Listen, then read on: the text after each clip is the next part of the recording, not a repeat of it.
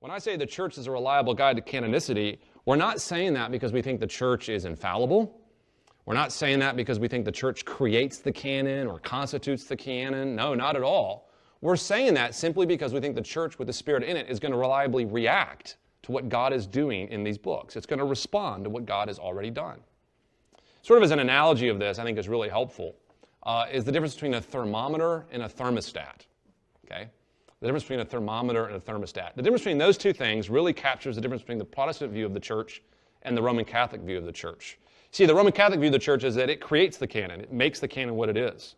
The Protestant view of the church is no, the church simply responds to the canon. It responds to what's already there, right? And it reliably responds because of the Spirit's help, so we can look to the church as a guide, but it doesn't create the canon. And a thermostat and thermometer are the same idea. Let's imagine you're in your house and you go into the hallway and you look at that little box on the wall, right? It's got two numbers on it.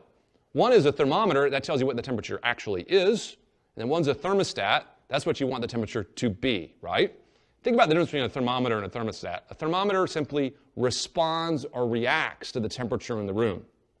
A thermostat, in contrast, tries to control and create and cause the temperature in the room, right? One responds to temperature, one causes temperature. That is the difference between our view of the canon and the Roman Catholic view of the canon. Our view of the canon is that the church merely reacts to what is already objectively there, just like a thermometer responds to temperature. It's reliable. I can look at a thermometer and I can tell me what temperature is in the room. Why? Because the thermometer created the temperature? No, it just reacts to it. It's exactly what we're arguing here. Why is it that the consensus of the church is a reliable guide? Because God's at work in her.